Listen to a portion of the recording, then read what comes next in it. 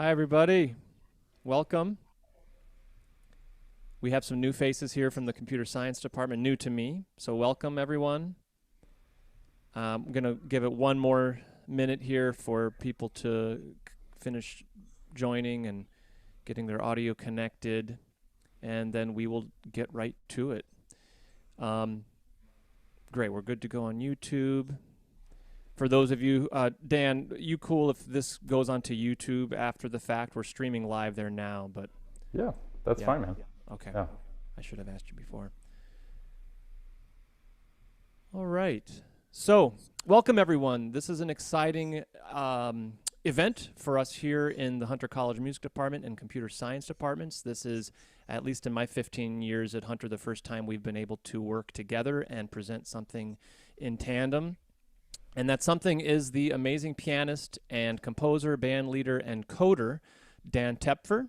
And I'm going to just kind of immediately hand it over to Dan and let him take it away and talk about his brilliant project, Natural Machines.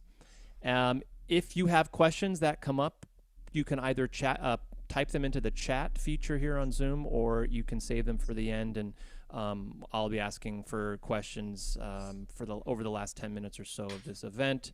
And you can also just unmute yourself and ask your question directly at that time. So we're shooting to be done at around 2:30.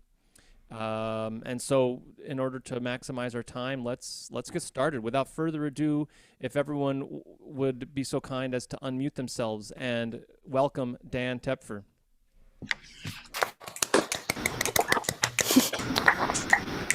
Hi, everybody.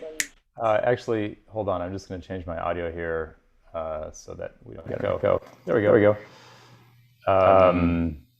Sorry, one sec. And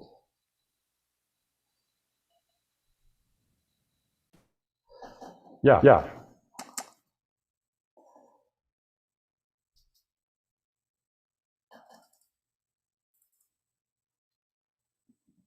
So, first of all, thank you. Huge thank you to Ryan Keberly. We're getting a big echo on your end on your voice. The kind of echo I imagine you would usually have on your piano effect. Okay, hold on a second. You're probably using your speaker in two different devices. Here we go. Okay. Yeah, perfect. Yes. There we go. Can you say something? Check 1 2 1 2. Okay, beautiful. Yeah. Sounds good on our end too. Okay, there we go. Thanks for helping with that. So first of all, thank you to Ryan, who's one of my favorite musicians and composers, and thanks for welcoming me today, Ryan. And really cool that we're able to do something with CS and music. I really love when that happens, and it's kind of a relatively rare event, I find. So yeah, that's awesome. So today I wanted to talk about basically the general theme is just how algorithms are the often unspoken shapers of music, and especially I would say of good music. Music that has lasting power, music that not only moves us, but also feels like it has solid structure underneath it. Not only a beautiful work of art, but a house that will stay standing and stand the test of time. So my journey into algorithms in music really starts with Bach, and I think in many ways Bach is a great poster child for the use of rules in music. I mean, first of all, for those of you who are not computer science people, algorithm is really a fancy word to say a rule that is consistently applied. That's basically all it means, and so really what we're talking about here is the power of rules in music. And the way that I got into this was really by studying the Goldberg Variations. So the Goldberg Variations are considered to be one of Bach's greatest masterpieces. They're a series of 30 variations on a theme. And I think they're definitely one of the best examples of the use of constraints and the power of constraints that one can find in music. So I want to go through some of the different constraints that Bach uses in these variations. First of all, there's at the kind of simplest level, I think a level that we can all understand, and that's pretty obvious. All the variations use the same harmonic structure as the theme. And so let me kind of demonstrate what this means. The theme goes like this.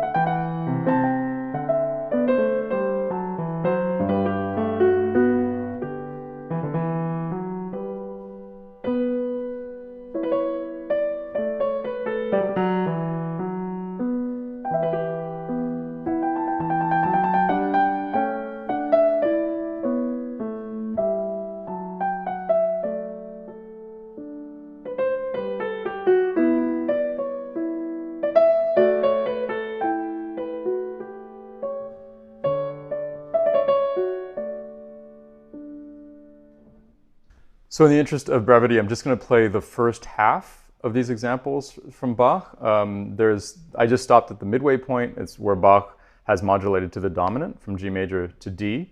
In the second half, he modulates to the relative minor, to E minor, and then back to the home key, G.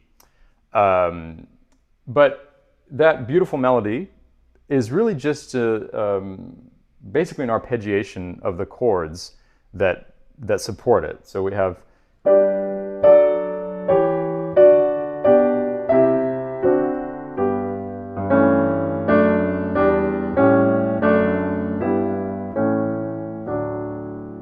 again, I'm just playing the first half, but we have this very solid harmonic sequence, and not only that, but it's actually the same sequence twice. So the bass line goes like this.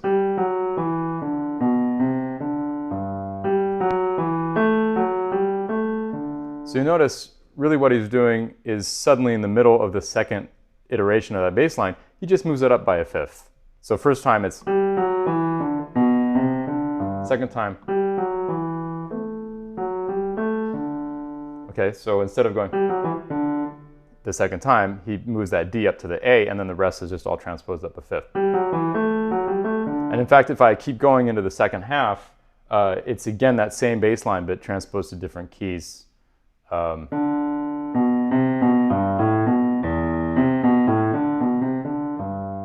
Okay, so first of all, we have this idea of taking a very small nugget and making something larger out of it by moving it through different keys. But so this theme, the aria, has this underlying harmony. And then Bach creates 30 variations. And instead of doing something like what Beethoven does in the Diabelli variations, where he takes the melody of the theme and then makes variations on that, he actually takes the harmony of the theme and makes variations on that. And this is very, very similar to what we do in jazz. So, for example, variation 1 goes like this.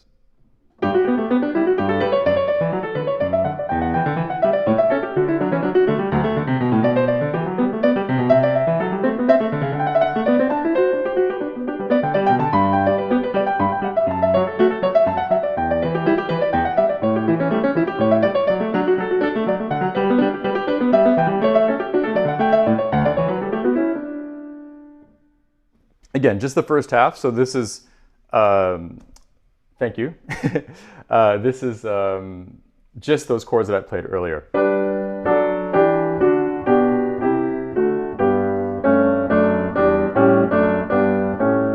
So this is just one way for Bach of, shall we say, decorating those chords. And in fact, every single variation of this set of 30 variations uses that same exact harmonic structure. with some liberties here and there. And it's very similar to what we do in jazz when we do like a reharm. You know, if I play All the Things You Are,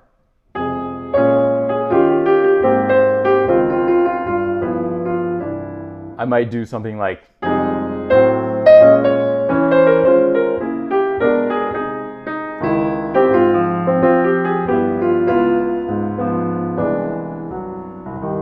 that's just, you know, one improvised thing with passing chords. So Bach does things like that in the following variations.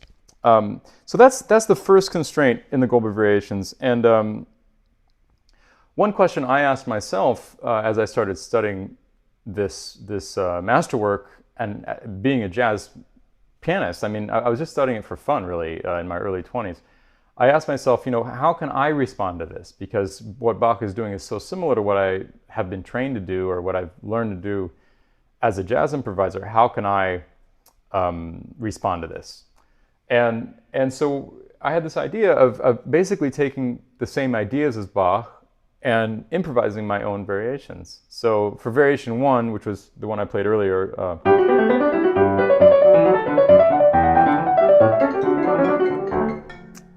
well, sometimes you get phone calls.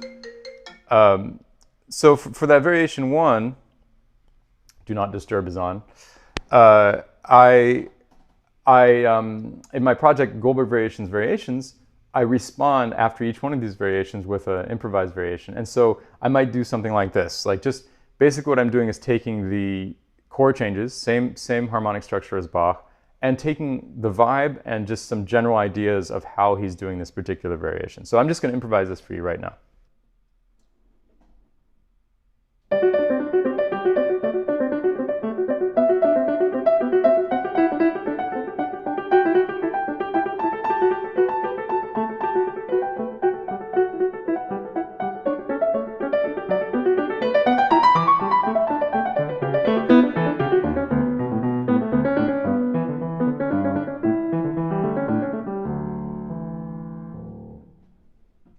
Okay, so just super simple, like basically what I'm doing is taking, again, this main constraint of the Goldberg Variations, which is the harmonic progression, and also taking some ideas from Bach. Like there's this very interesting rhythmic canon that happens in this first variation.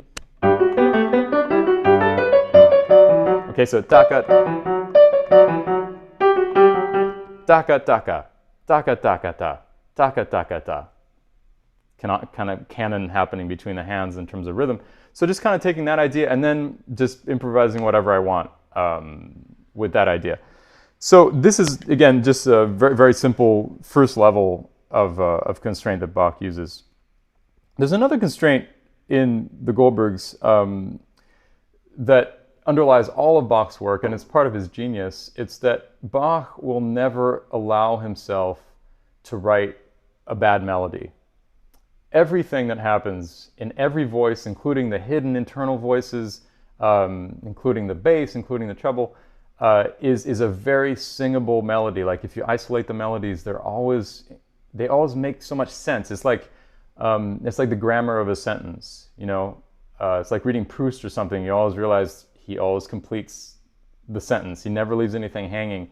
And there's that same sense with Bach. And this is a constraint that's interesting because that first constraint of the harmony can easily be coded, and in fact, I've written programs that'll create solos over given changes. But this one, I think, is still very, very difficult. It's hard to encapsulate what makes a good melody for a computer, and so this is something that at this point I think remains in the realm of the kind of intuitive.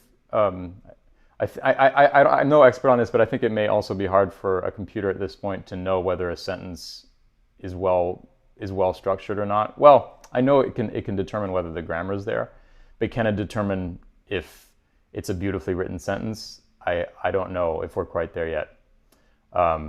Maybe GPT-4 or whatever. In any case, this is actually a key constraint with Bach, and it makes me think of my mentor, Lee Konitz, who is a jazz improviser, and similarly would never allow himself to play a a bad melody. So you know, this really plays out at every level in Bach. I think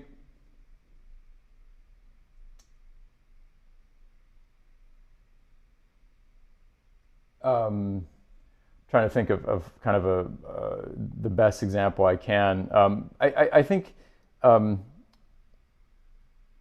canons really demonstrate this very well, because every third variation in the Goldberg Variations is a canon at a different interval, and I'm going to get into this a little bit later. But if you're writing a canon, it can be very tempting to kind of give up on this necessity of making good melodies, because the constraints are so hard. By the way, just raise your hand if you don't know what a canon is. I know there's some people who aren't necessarily musicians here. Okay, so if you're writing a canon, obviously it's very constraining, and it can be tempting to give up on this necessity for good melodies. But I'll just play you the canon at the unison, which is maybe the most difficult of them all, because everything that gets played in the first voice has to be repeated exactly the same in the second voice a bar later. And remember, he has to still satisfy the harmonic requirements of the theme. So just listen to how much all the melodies involved sing.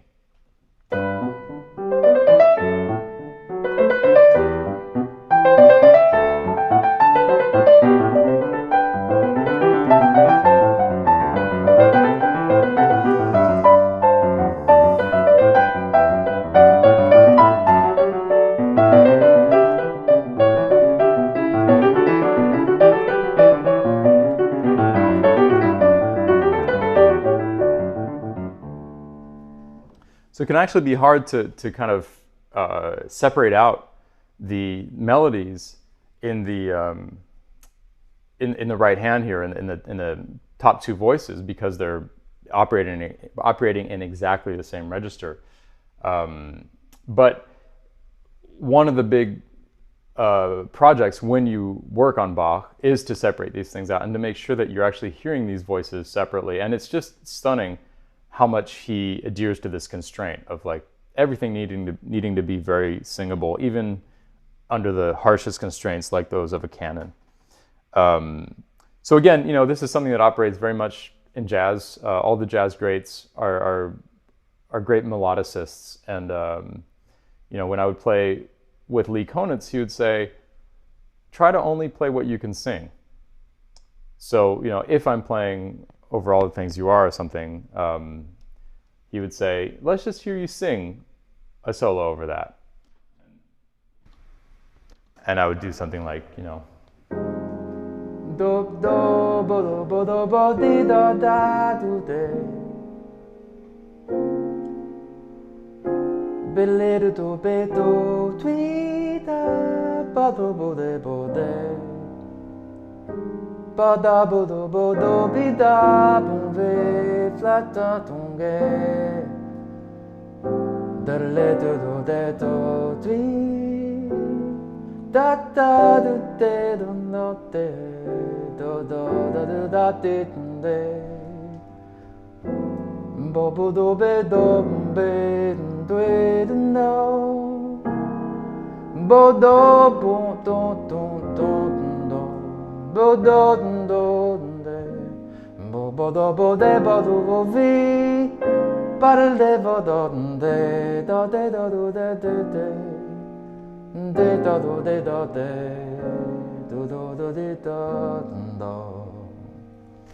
Okay, so just a very quick improvised solo over All the Things You Are, but where my only focus for me is to try to make meaningful melodies. So very similar to this constraint I was just discussing with Bach. I really see a very close kinship there. And again, an interesting constraint because very hard to encapsulate algorithmically, in fact, even though it is a rule. It is a hard and fast rule with Bach. Another rule that structures not only the Goldberg Variations, but the entirety of the work of Bach is the rules of counterpoint. And the rules of counterpoint are these rules that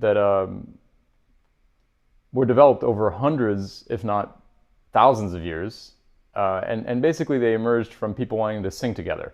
And if you want to sing together, it's natural for people to sing melodies. It's just natural. I think it comes from our sense of grammar and of sentence.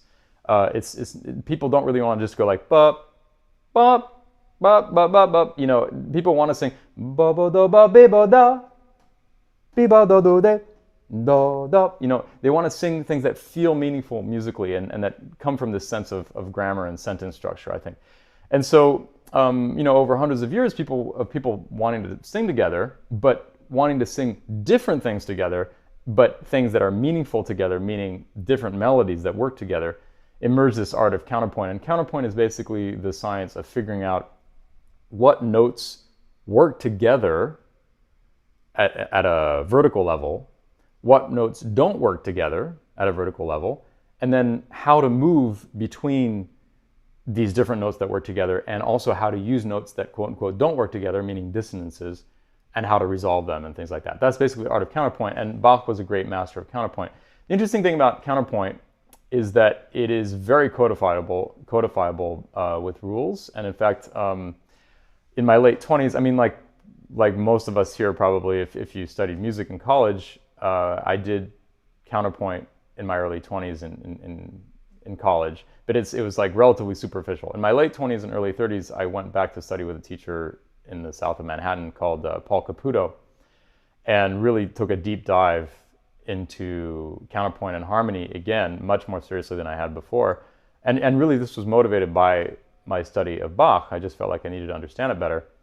And as he was guiding me through this kind of very standardized progression through counterpoint, which is developed by Joseph Fuchs, and by the way, which Beethoven himself used to learn counterpoint. He went through Fuchs's method, I think 3 times. We actually have all the records of the exercises that he did. He did all these exercises 2 or 3 times.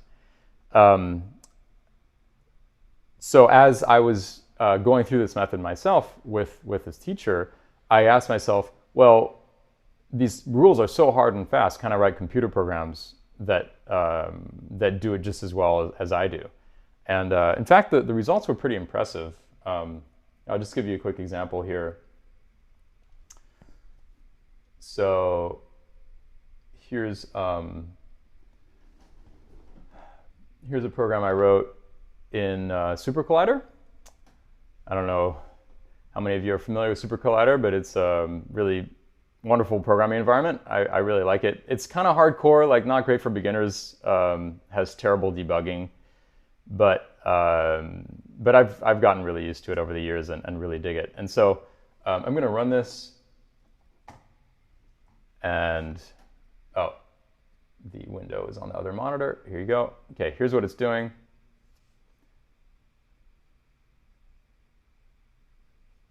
So what it's doing is running rules of counterpoint, which I personally entered.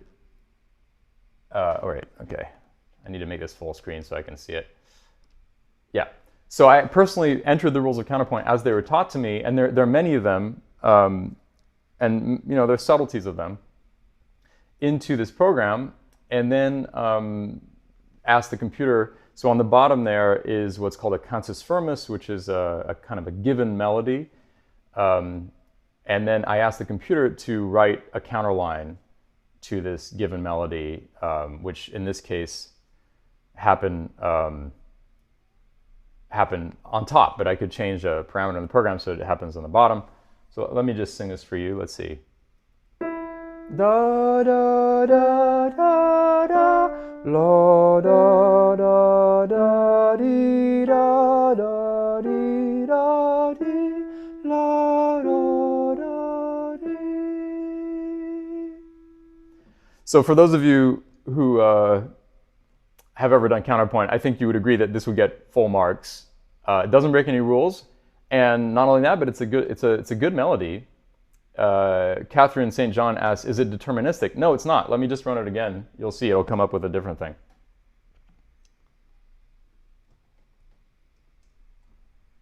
Oh, unfortunately, it's bringing up the window over here. Okay. So same cantus firmus on the bottom, and here's a completely different melody it came up with. Dee do dee. Let me do it an octave down. Dee do dee da da da dee da da do dee do dee da dee da da da dee. Let's do it in a different mode.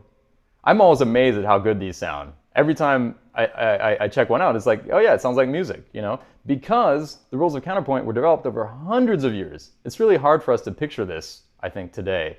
But literally over hundreds of years, people kind of one by one picked at whatever rules their predecessors had come up with and kept what really worked and dismissed what maybe didn't quite work. And so what you're left with is basically gold. So right here, I'm going to change the mode. So that was the third mode. Let's do, I don't know, let's do Dorian, which is the second mode. Let's do counterline. Counterline is above. Let's do counterline is below. So it'll be in the bass this time. And let's do 4 notes per note of the cantus firmus. Okay, let's see what this does. Okay, so there we go. By the way, I've purposely slowed this way down just so we can see the kind of decision-making process of the computer. This could be, this is instantaneous if I let the computer do it at full speed.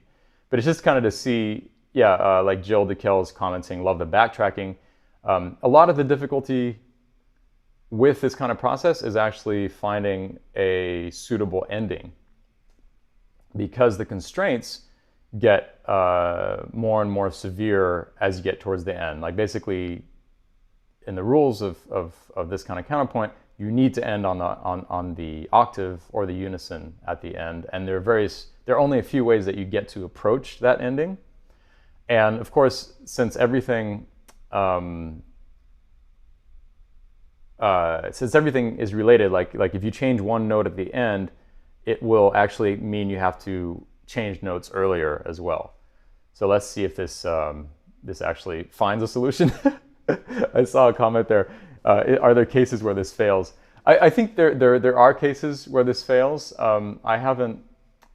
That shouldn't happen. But let's just give it another second here. I'll start singing it and let's see if it gets there. So I'll sing the bottom voice this time, which is the one obviously that it's coming up with. So this goes da do da dee, da do da dee, da da da da dee dee dee, oh do. Sorry, that was wrong. Da do de dee, da da da da da dee dee, oh do de do do dee da dee dee da da da, ya da da da dee da da da, yo da da da da da. Okay, well, maybe it's not finding a solution for this particular one. I actually kind of paused on this project. I was working on this years ago, and I paused on this project at the 4th species. This is 4th species, which means 4 notes per note of the cantus firmus, and that's probably why it's not finding a solution here. But I think I've made my point, which is that that the rules of counterpoint are extremely codifiable. They're really like a perfect example of algorithms applied to music. And Bach's music would really kind of be nothing without it. Not only that, but without counterpoint, we never would have developed harmony. You know, what we think of as harmony, like, for example, being able to play all the things you are, or whatever. That the structure behind harmony as we know it emerges directly from counterpoint. Right here you can see different solutions being tried, and you can see what the problems are. So here bad vertical interval. So, that in that solution there was an interval, a non-allowed vertical interval. In this one, there was also the problem of too many bars with repeated notes, which is one of the ways that the rules of counterpoint achieve good melodies is by saying, well, you can't repeat notes too many times. More than 3 times is kind of annoying. Here's another rule it breaks. Previous dissonant note wasn't part of a 3-note scale or changing note. So this is a super deep aspect of counterpoint, which is that you can get away with all kinds of dissonance as long as you manage it in a particular way. Anyway, so not to belabor the point here, all I'm trying to say is that the rules of counterpoint are an essential algorithm for Bach, and they underpin all of his music, and they're very easy to put into a computer. Well, very easy. It's easy-ish. Shall we say it's a perfect project for a computer to take on. Okay, other rules that Bach uses in the Goldberg Variations. So these to me are the most interesting and in many ways the most specific to the Goldberg Variations, because as I mentioned, every third variation is a canon at a rising interval. So what that means is variation 3 is a canon at the unison. I played you the first half of that earlier. So in a canon at the unison, a first voice states an idea. Let's say it's, and the second voice has to repeat that idea verbatim a little bit later. I want to play you the canon at the unison again, and this time I'll play you the whole thing. And then what I'm going to do is use that same algorithm myself. So meaning I'm imposing on myself the harmonic structure of the Goldberg Variations. I'm imposing on myself the necessity of making good singable melodies. I'm not really imposing on myself the rules of counterpoint. I'm not really able to improvise those except for like very, very slowly. But I am using kind of the detritus of the rules of counterpoint as they've moved from, let's say, Palestrina and Bach all the way down to the way we think of harmony today in jazz and in a lot of other types of music, including contemporary classical music. And I'm going to impose on myself the rules of the canon, which is basically whatever I play as a melody, I'm going to have to repeat verbatim a little bit later. And this is always one of my favorite parts of playing the Goldberg Variations project, because it requires tremendous concentration for me, and I'm a very committed improviser. Like, I'll never say I'm improvising something unless I'm truly improvising it, and unless it's like it'll be different every time. So so when I come to this, it's like, okay, I'm going to make up some new melodies and see if I can remember each one. So I'll do that for you now. Sorry, wrong variation.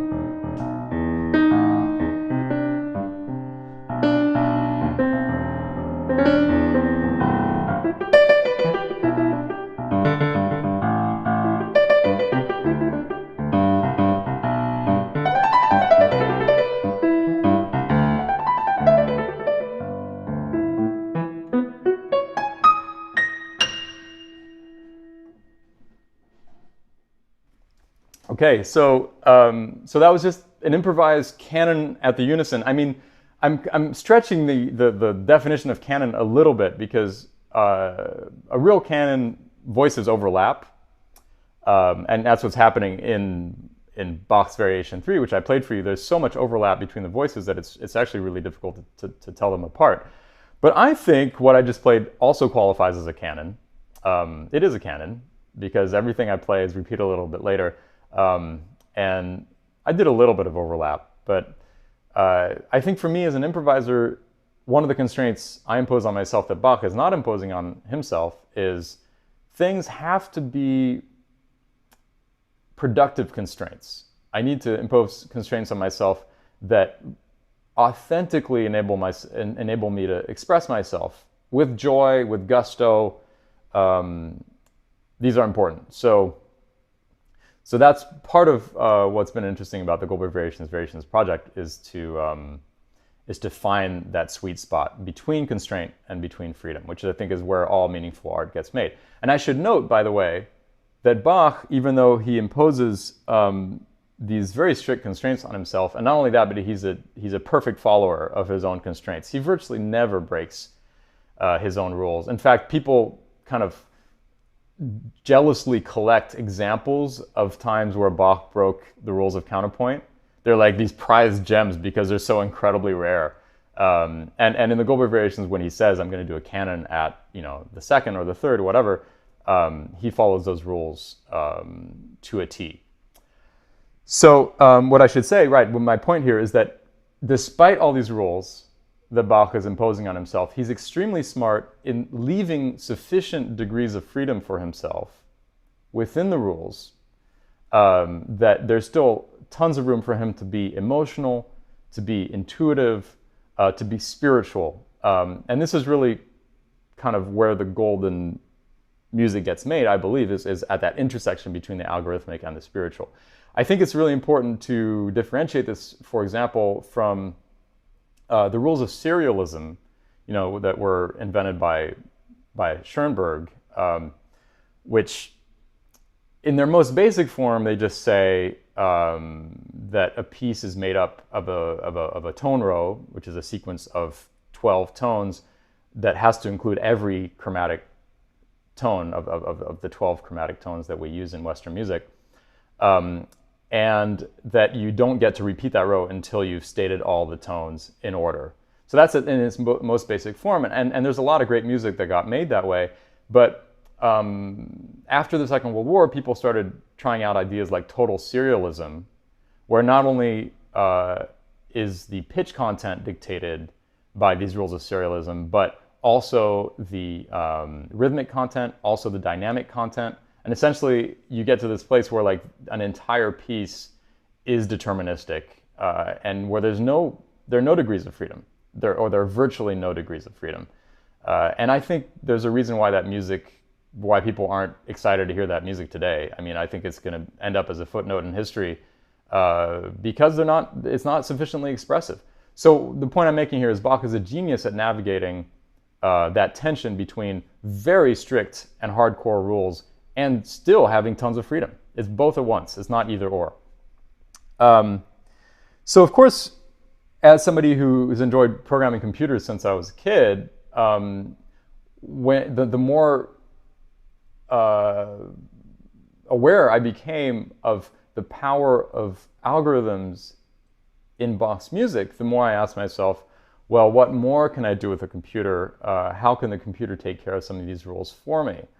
And I discovered this piano. This is a Yamaha Disklavier about, I don't know, 7 or 8 years ago. I mean, I knew about it before, of course. We've all seen these in the airports and stuff playing, like the girl from Ipanema in the corner. But what I discovered is that these pianos actually can take real-time input. And what that means is they don't have to be playing something pre-recorded. You can literally just tell them from your computer, hey, play an A and play it this loud, and it'll immediately play it. Well, not immediately because it is a mechanical machine, so it can't move instantaneously, but it'll play it as soon as possible. And then alarm bells went off in my mind because it's like, wait a minute. If I can do that, that means that I can improvise with this piano in real time. And so literally the first algorithm I wrote for the Disklavier was a canon at the octave. Why did I not write a canon at the unison? Because if I write a canon at the unison, then it's going to be playing exactly where I'm playing, and that's just going to be a mess. But at the canon at the octave, it's playing an octave away, and that's manageable. So what I'm going to do right now is play for you the canon at the octave from the Goldberg Variations, and then I'll play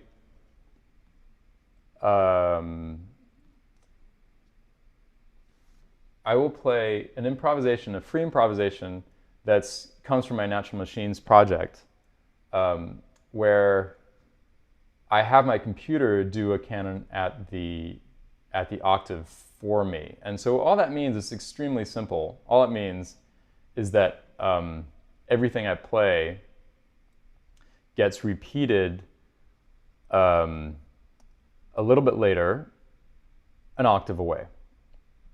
And as you'll see, there's some subtleties to it, which I'll explain. So first, here's Bach's canon. Oh, wait, that's not the canon at the octave. That's the canon. That's the inverted canon at the fourth. I don't have the canon at the octave right here. I don't have the score. We'll come back to this one. So first, I'll play you the canon at the octave. And so what you'll hear is every time there's a melody stated in one of the two top voices, it gets repeated a little bit later, an octave away. And what's interesting is at the beginning, it's a descending octave.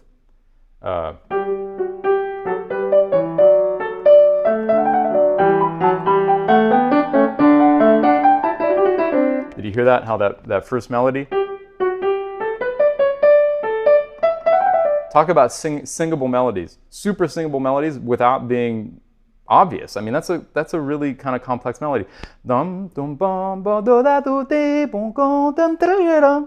Super singable, really meaningful. We feel the structure of it. It's like a completed sentence, very satisfying, but also pretty surprising. Anyway, that melody then gets repeated here. And this happens throughout, except that Bach introduces a quirk in this variation, which is that he changes the direction. So midway through the first half of this variation, it becomes a rising octave. And then the first half of the second half is still rising. And then midway through the second half of the variation, it becomes a descending octave. So see if you can track that.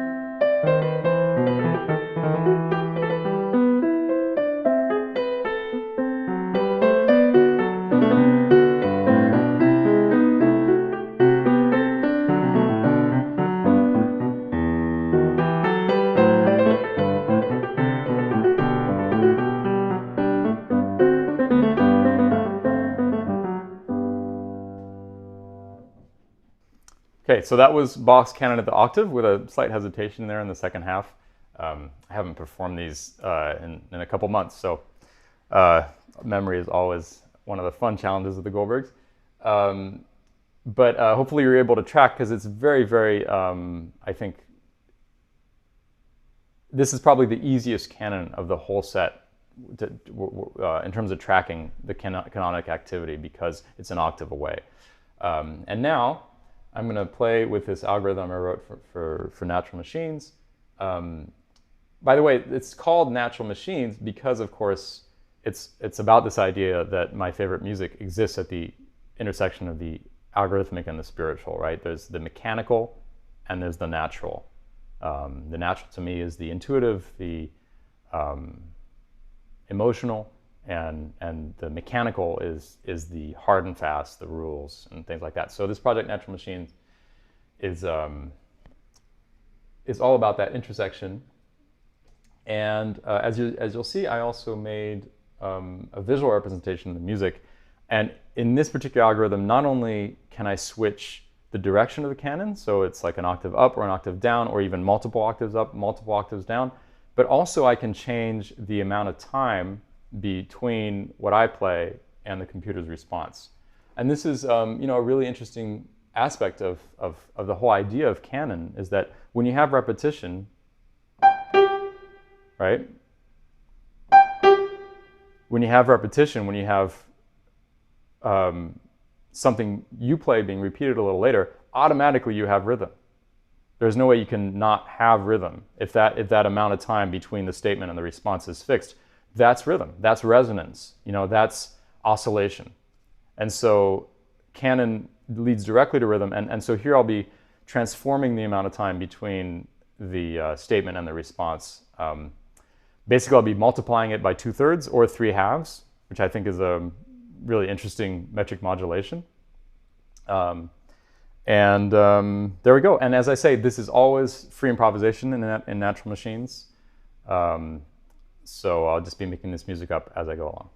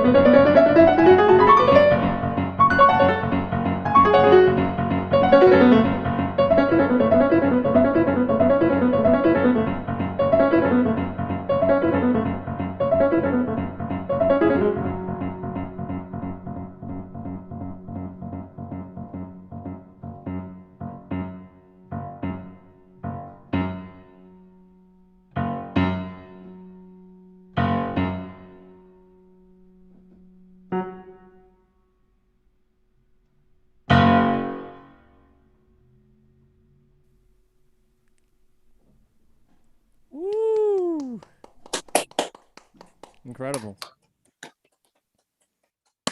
Stan. Thanks. Thanks, you guys. So yeah,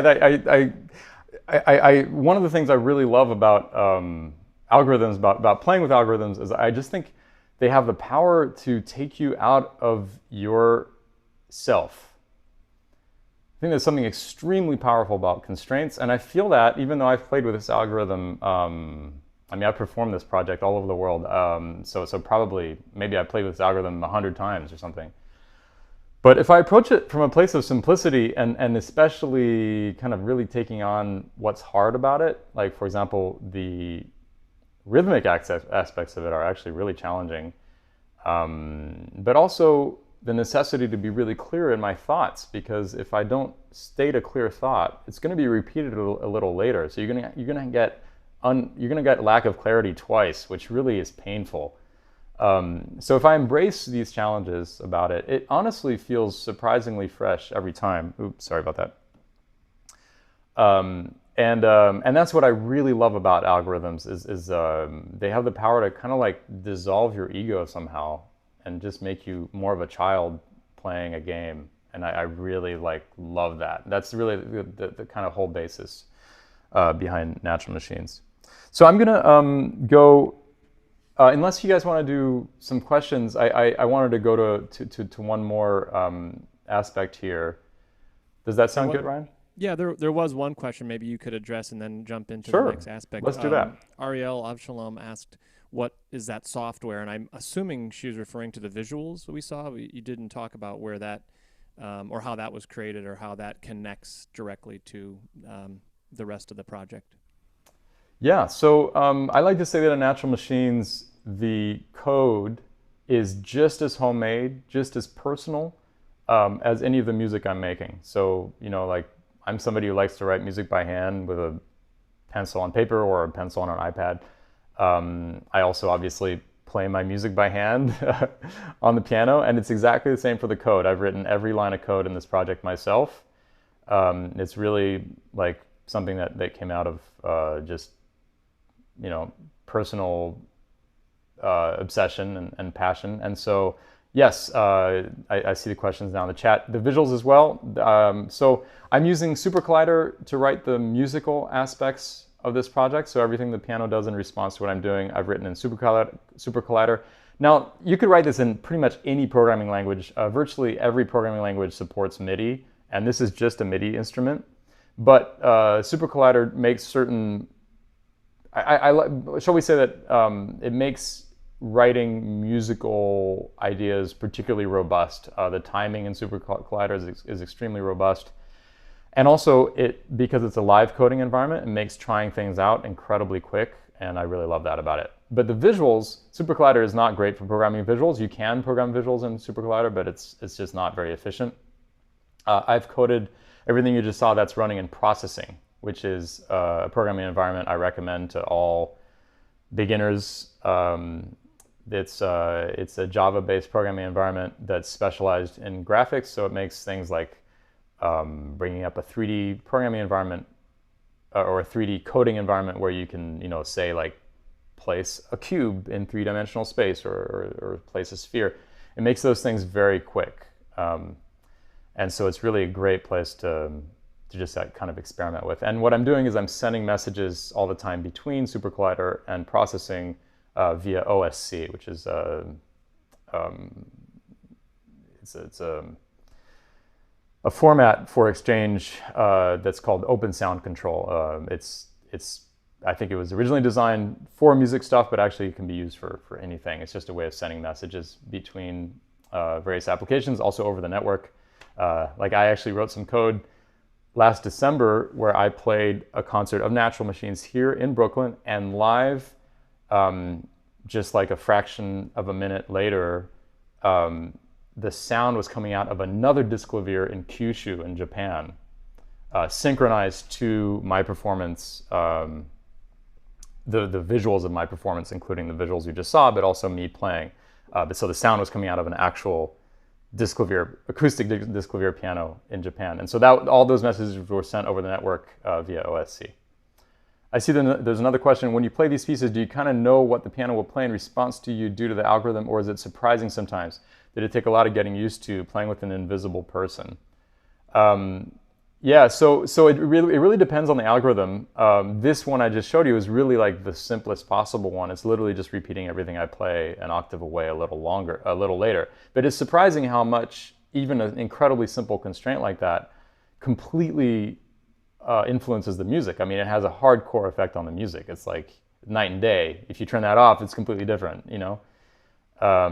But I've written much more complex algorithms. And why don't I jump into one right now? So, as I mentioned in the Goldberg Variations, every third variation is a canon, okay? So the first one is at the unison, second one's at the second, third one's at the third, the fourth one's at the fourth. And in fact, it's not just a canon at the fourth where the first voice is repeated a fourth away. It's actually a canon at the inverted fourth. And what that means is that everything the first voice plays actually gets inverted, and then that gets stated in the second voice. Now, this is kind of a cheat on Bach's part, I would say, because there's nothing really inherently fourthy about this canon at the inverted fourth. The only thing that's fourthy is that if you play a G, the inversion is a D. But aside from that, so that's a fourth, obviously, between those two notes. But aside from that, everything actually is not that interval. So if you play an A, it's a C. If you play a B, it's a B. If you play a C, it's an A, etc. So Bach kind of says this is a canon at the fourth, but it's a canon at the inverted fourth, which isn't all that fourthy, but on the other hand is incredibly challenging. It's really incredibly remarkable how elegantly Bach pulls off this inverted canon. So I'll play the canon at the fourth for you.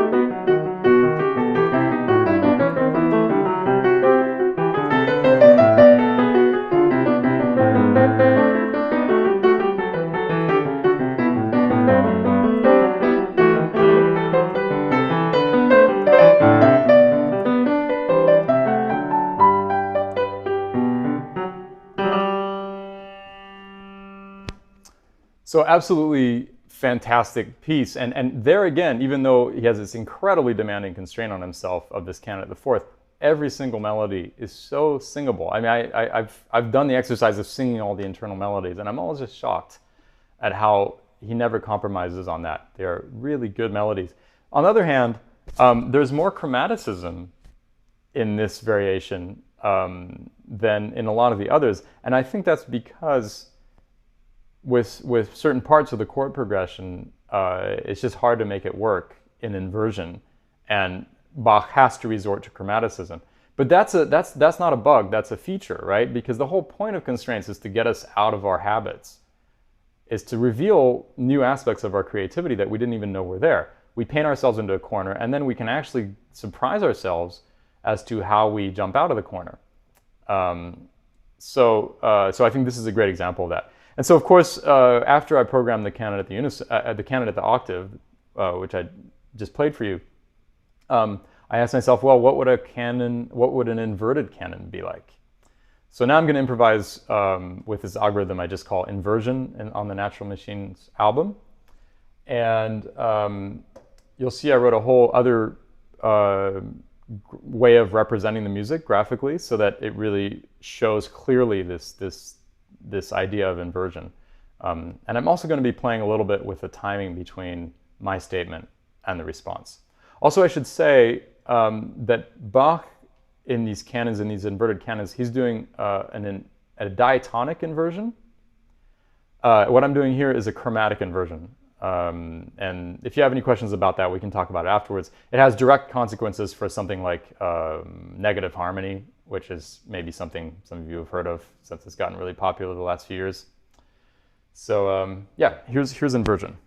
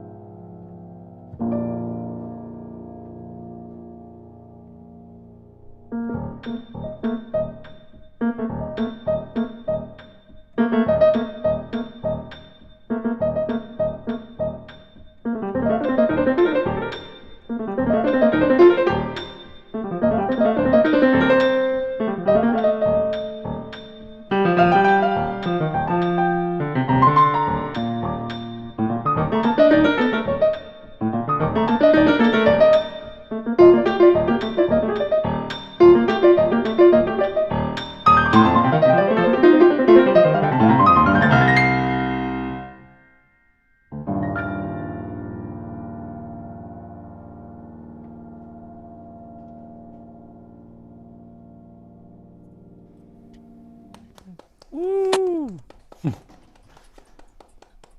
Thanks. Yeah, so Gil de Kel says, seems like he can change the delay as he goes. I have some foot pedals underneath the piano here. Also, one of the cool things about the Disklavier is that you can use just the piano pedals. So like the sustain pedal, the sostenuto pedal, and the una corda, you can actually get MIDI signals from those. So you can use those as triggers as well, which is something I do a lot. But I also just have some other pedals that I've set up down there, including a volume pedal so that I can change some things, in a range instead of just kind of on-off. So I think, this is an example of me learning a lot from constraints because, for example, if you're dealing with chromatic inversion, I realize we don't have a lot of time left. We have 13 minutes, so I'll just make this quick. But if you're dealing with chromatic inversion and you want the response of the piano to be consonant with what you're playing, you need to start thinking about palindromic modes, right? You need to think about palindromic modes that are the same going up as going down. And so just setting this constraint up for myself was really interesting because, I had previously thought about how, for example, Dorian is palindromic. You probably all have noticed that Dorian is palindromic. But also Messiaen's mode 3 is palindromic in a very specific, like you need to find the right axis of symmetry. And I was playing in that for a while here. I was kind of just purposely demonstrating some of this for you. Also the diminished scale, if you choose the right axis of symmetry, is palindromic. So I think it's really interesting how constraints always ask questions. That's the thing about painting yourself into a corner. You don't even know what the questions are going to be, but the minute you paint yourself, then the questions get asked, and then you get to see if you can answer them, and that to me is very powerful and also a lot of fun. I just wanted to end with just kind of the idea of expanding this further into constraints that are not directly related to Bach. For instance, I programmed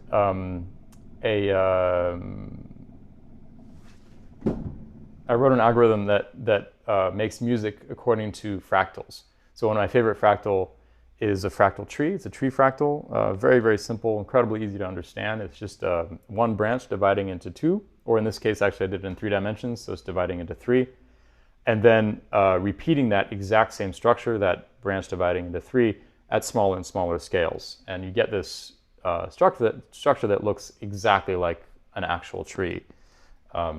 So check this out. I think it's incredible how much the structure of the visual, which obviously is very perceptible by us, gets preserved in the music, and you can really hear it in the musical structure as well. So here we go.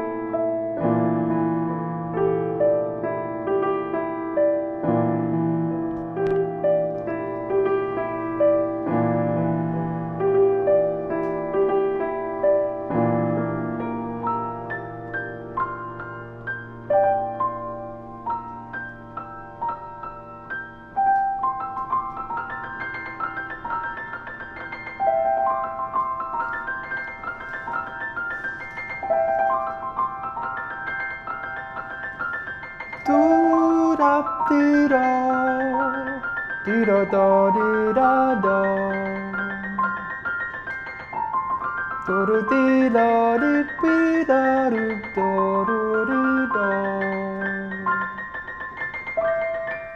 Di da di di da da. Di da bi di. Di da da da do do de o da o do di de do de.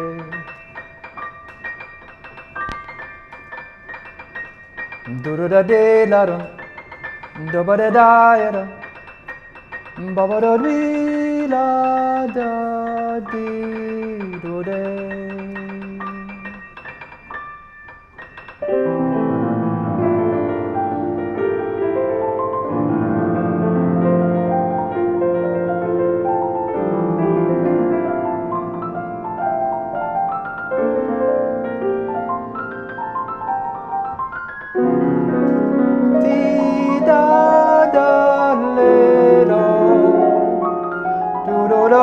Do de do la di do de do be do de do bo di do twi do we do we.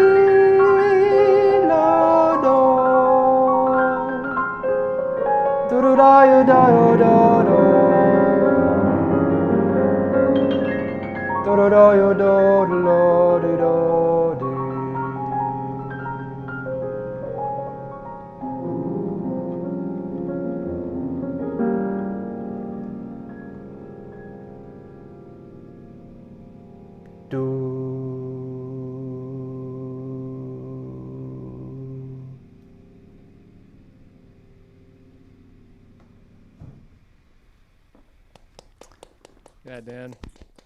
Okay, so it's just this idea of like, let's take some rules.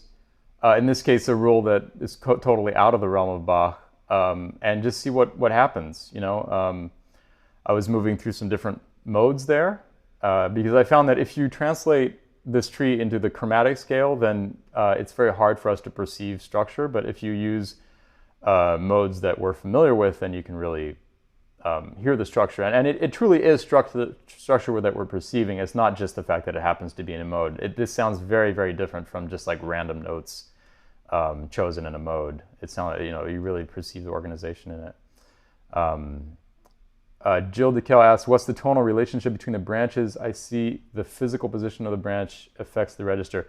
Yeah, so basically the way that I'm translating it here is very simple. Height is pitch. So further up is higher and further down is lower. And then the actual positioning of the tree, the position of the node in the tree gets expressed as rhythm because it affects when you get to a certain node. And I think that's a very meaningful way of expressing position is rhythm, actually. It's interesting trying to think about converting these things. Ryan, we have 5 minutes. I was going to give one last example, but if you rather do more questions, that's fine too.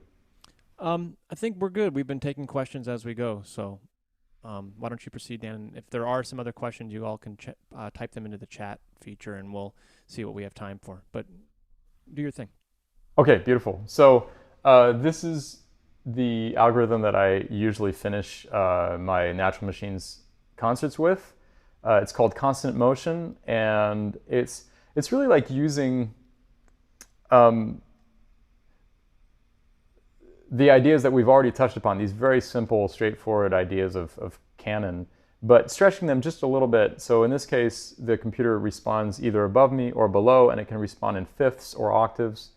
And I just find that making that little tweak leads to like a completely different kind of music. Again, I'm always free improvising with this, but of course, you know, if you find yourself on a tennis court with the rules of tennis, you're going to move in a certain way versus being in a swimming pool, you know. So that's what I also love about constraints, is that they make you do certain things without it feeling like an obligation. You still feel free, but the constraints shape you.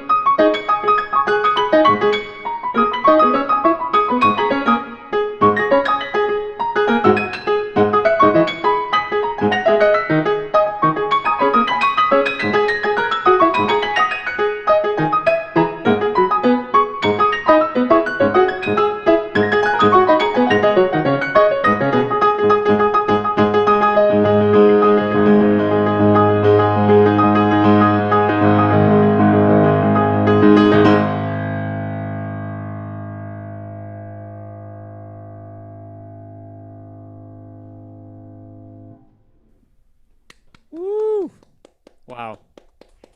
Yeah, Dan. Thanks, Ryan. Beautiful. Yeah, well, thanks for having me. It's been a real pleasure getting to present this to you. Yeah, I mean, if there are any more questions now, I'm happy to stay on. I realize it's 2:30 now, so. Any final questions, people? We've been getting a lot of great questions as we go. Karen asks, do you keep the visualizations? Karen, you mean from performance to perform, or you just mean in terms of preserving them for future study? Yeah, I mean, I think, and the art.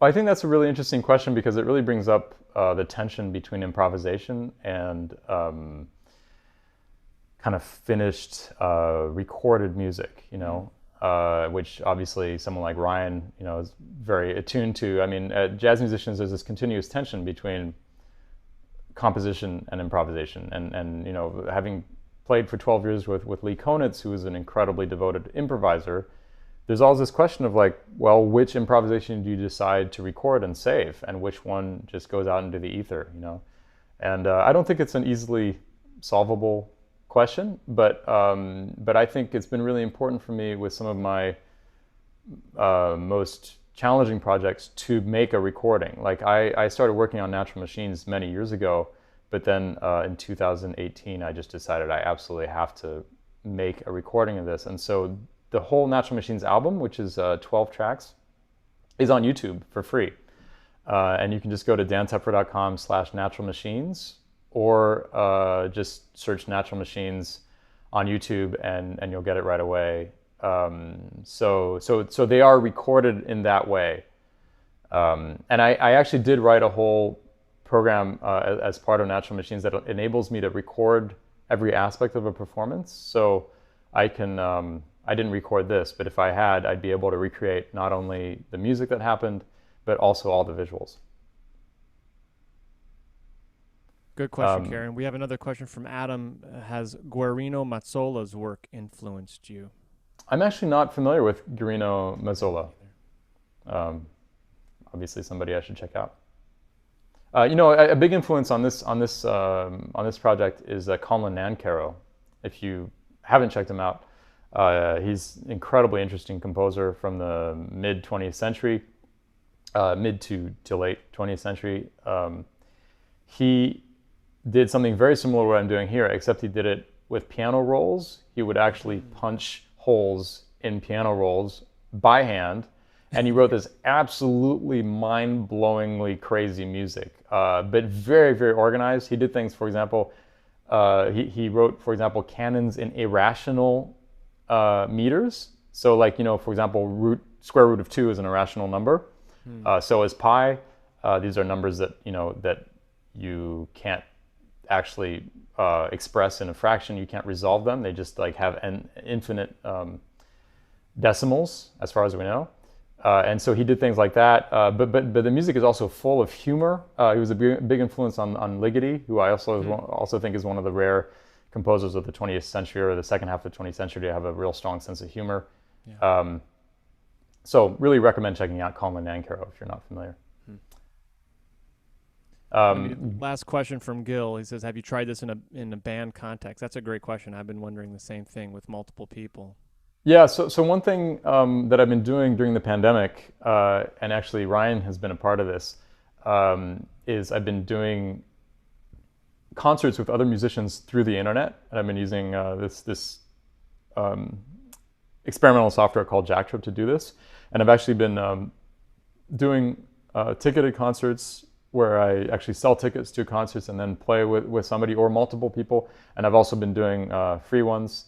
And the last ticketed live stream I did was with Antonio Sanchez, who's this phenomenal percussionist, drummer. He also did the score for Birdman, which happens to be one of my favorite movies, and it has a totally radical score because it's just basically solo drums the entire time, except when he's using like orchestral excerpts from Strauss or whatever. And we did that together. I was playing with, I think I was using that last algorithm, Constant Motion, and we played in a duet that way, and that was super cool. I've also experimented with it with Dana Stevens, who's a great jazz saxophonist who also is kind of a computer nerd, and he plays iwi, which is the electronic wind instrument. So it's a way of playing like as if you're playing sax, but it gives you MIDI data, and I've run the MIDI output of that instrument into my piano, so the piano's interacting with him in real time. There's a lot to do there. I happen to be someone who really enjoys playing solo. A lot of my favorite projects have been solo projects, like this Goldberg Variations project, something I've toured all over the world. And there's something that really works for me about getting in front of an audience and playing solo. I also love playing with other people, so both are really necessary to me. But Natural Machines for now has been mainly a solo project, but it definitely, there's a lot to be done with other people. I think also, you know, somebody commented about how my graphics reminded them of 2000s era screensavers. And I mean, I think there's some truth to that. I would even say that they remind me of like 1980s computer game graphics, like the kind of stuff that I grew up with. And it's one of the things I really enjoy about this project is that I'm not an expert in computer graphics. And so I'm really just having fun here and kind of being quite innocent about it. But I think it'd be interesting to collaborate with somebody who's like a super hardcore computer artist who could take my data in real time and you know, do some amazing art with it. So there's a lot of collaborations to be done. Yeah, very interesting. All right, well, we are definitely out of time. Dan, thank you so much for being here, for sharing not only your music, but the insight behind the music. It's super interesting. Thank you, students from the music and computer science departments, for tuning in. This will go onto our Hunter College Music Department YouTube page. So if you have friends who weren't able to join, or you were only able to catch a portion of it, you can always tune in later there. And you can also find out when we have many other upcoming performances here at the end of the semester. So, and they're all streamed on our music department YouTube page. So hope to see you all again soon. Dan, thank you so much. Hope to see you again soon, either here in the virtual world, or hopefully even better in person. And that is all we have for today. Thanks again, everybody. Thank you, Dan. Thank you, Ryan, and thanks to you all for the great questions. Bye, everyone. Bye-bye.